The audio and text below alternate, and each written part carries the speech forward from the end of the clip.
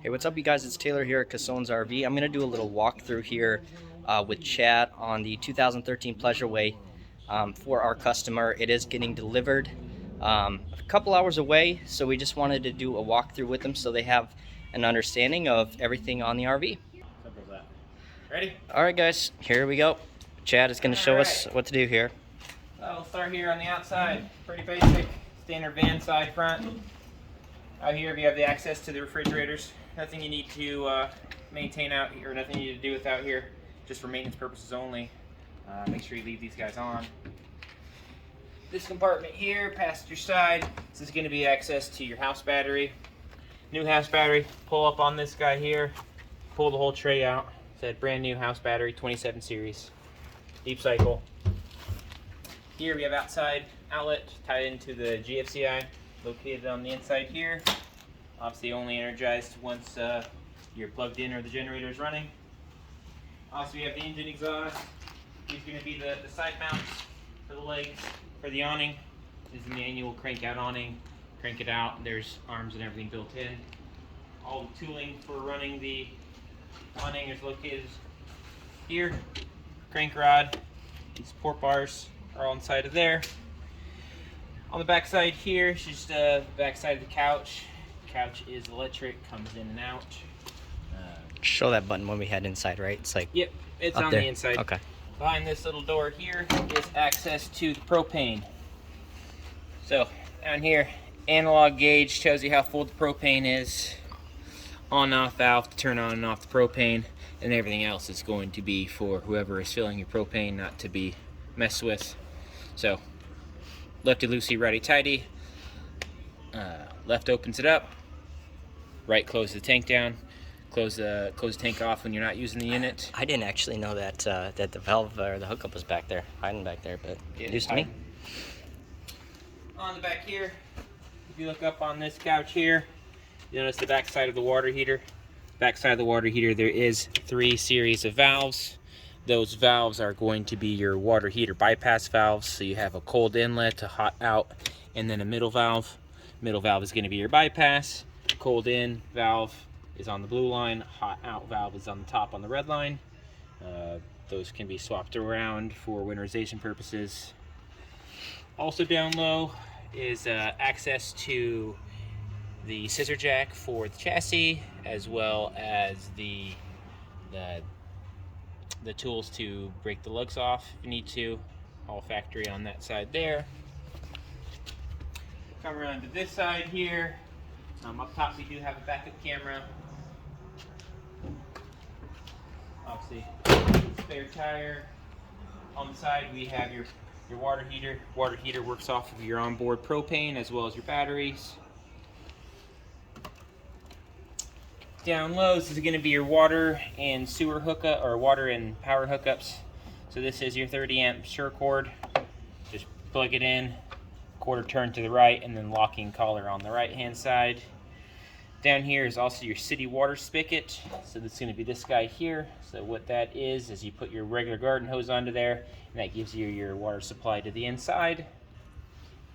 Next to that we have your cable TV. So if you're at a park and they offer cable TV, coaxial cable goes under there and it gets branched off to the inside.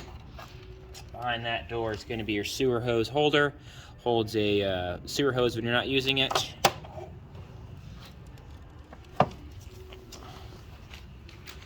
On to over here. This guy is going to be your sewer termination point. So this is where you're going to dump your wastewaters. So the sewer hose in that back compartment, pop the cap off, sewer hose goes on. And then you've got 2 valves, black valve and gray valve. Black water is your black valve, gray water is your gray valve. Pull the black before you pull the gray. Pull the black. Once everything's drained, you can close it, and then you can pull the gray. Gray will flush out all the water out of the black hose into the sewer. And then put your cap back on when you're done. Back here you have outside shower. In case you make a mess of yourself dumping the sewer, you can hold yourself off there. Always the dirtiest spot, is the sewer. But Fuel port, expected. filling a fuel tank. In here is just a storage compartment, access to whatever you need to store the unit in here. Just got some hookups, hoses. Back onto here is going to be your gravity fill. So this is where you're going to fill your onboard fresh tank. Just standard garden hose goes in there. A little behind here is a big white cap. Pull that off. Garden hose goes in, fills up your fresh tank. Back here is going to be the exhaust for your furnace. Furnace works off of propane as well as your battery power.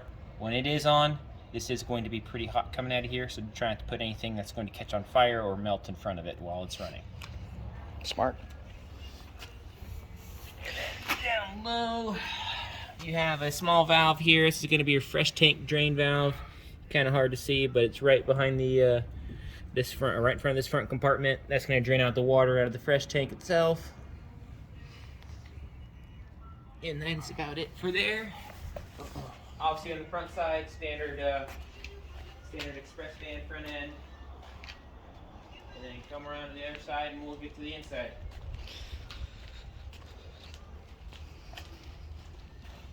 Alrighty, in here. She head on in first. This is a smaller van, so we're gonna try to just make sure that we film it properly and get Good thing you're a smaller person. Yep, good thing.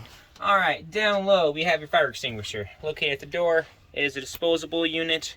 If you have to use it, replace it. Above that we have your GFCI.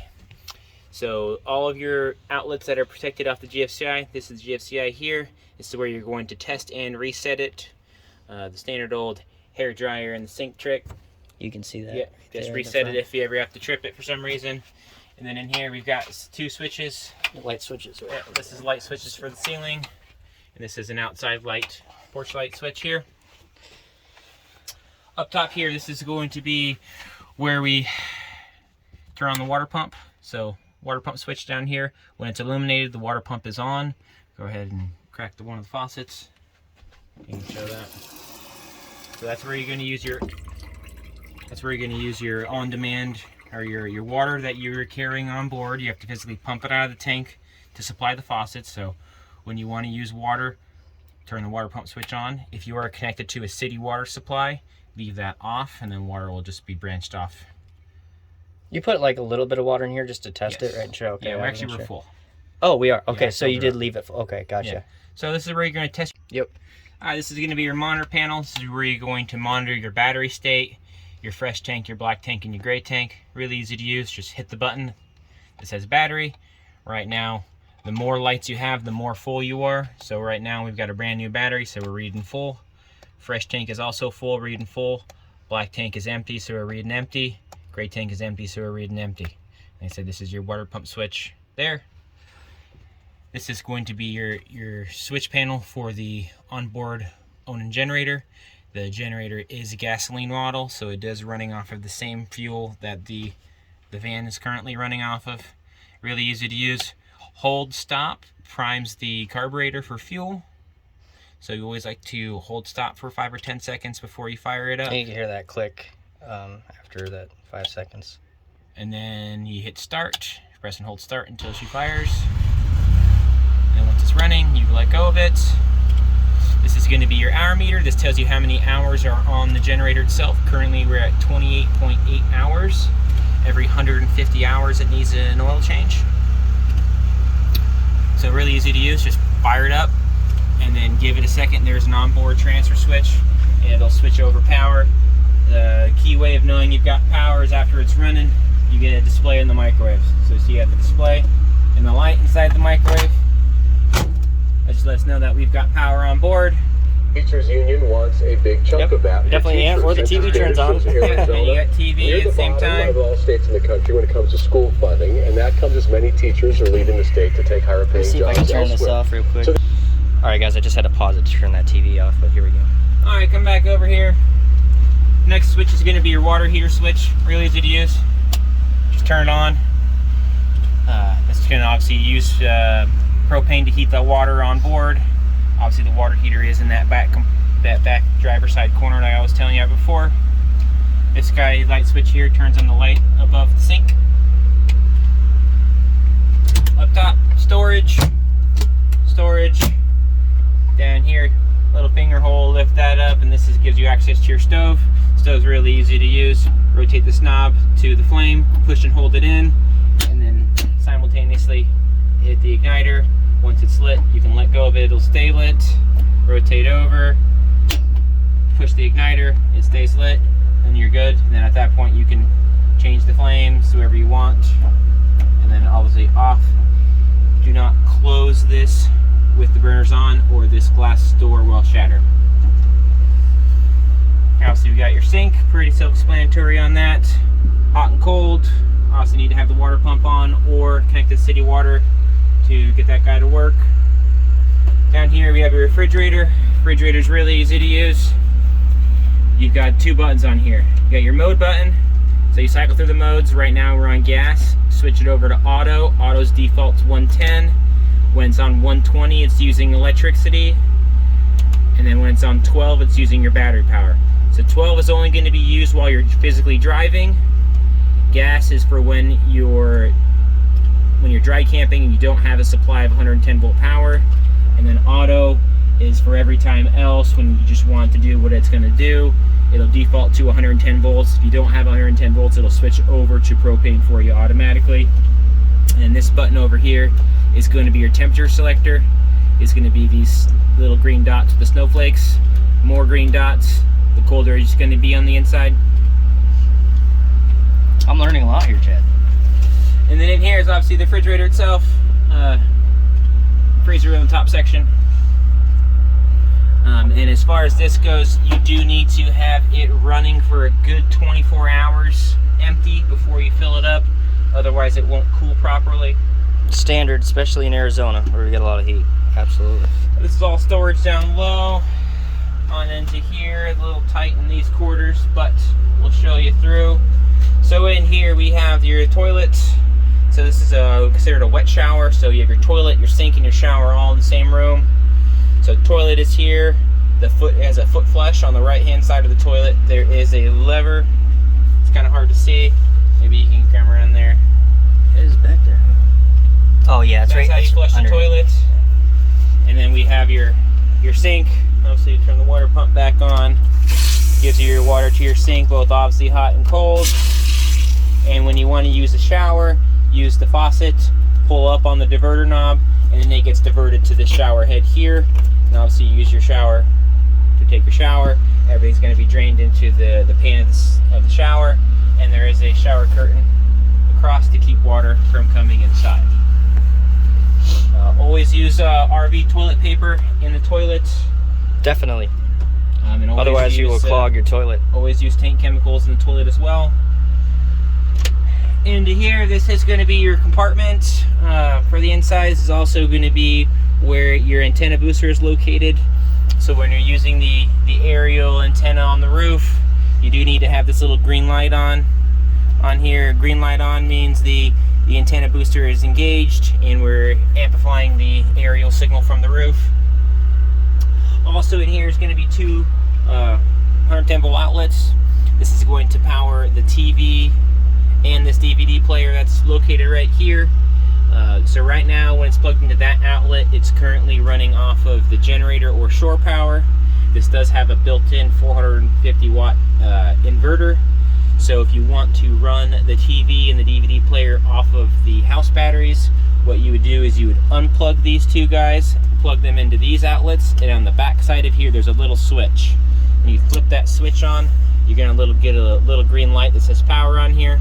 That means this is now converting your 12 volt battery power into 110 volts to power these two outlets, and at that point you can plug in these two guys into these and it will run the TV.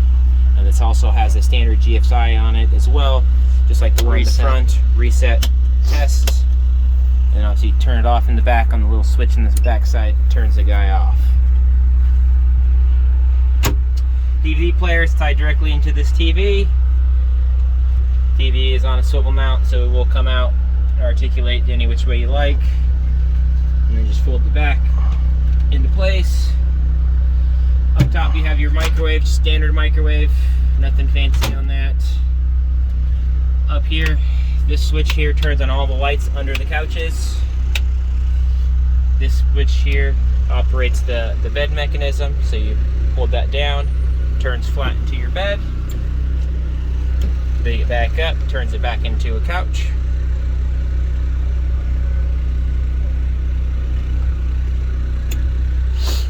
top here is going to be your thermostat. Thermostat's really easy to use.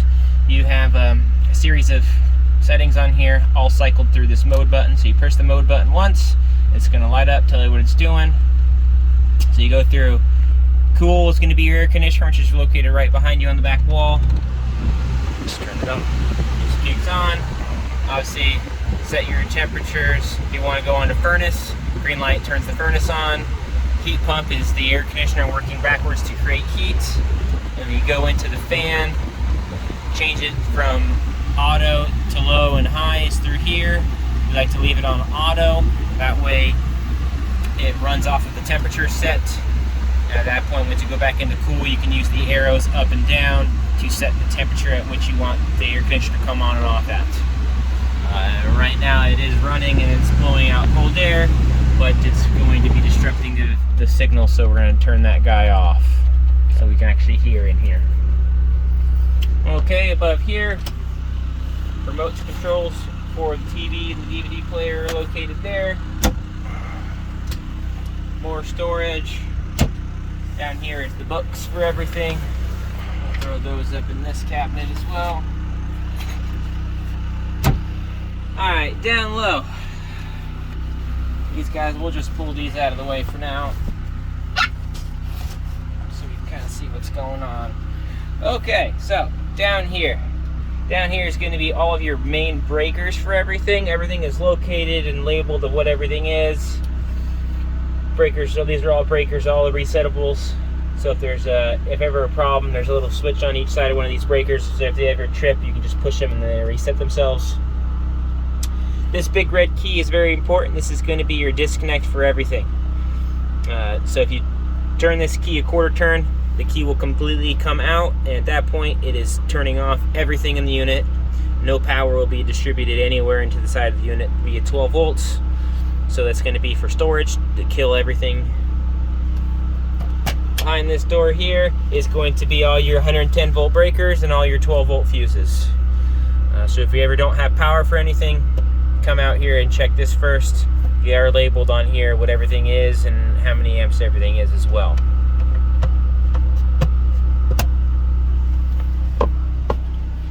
This guy just folds back on top of itself.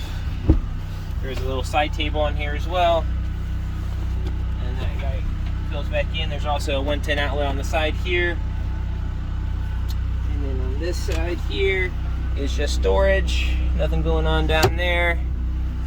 And then underneath your feet here is just access to the back side. Oops. Access to the back side.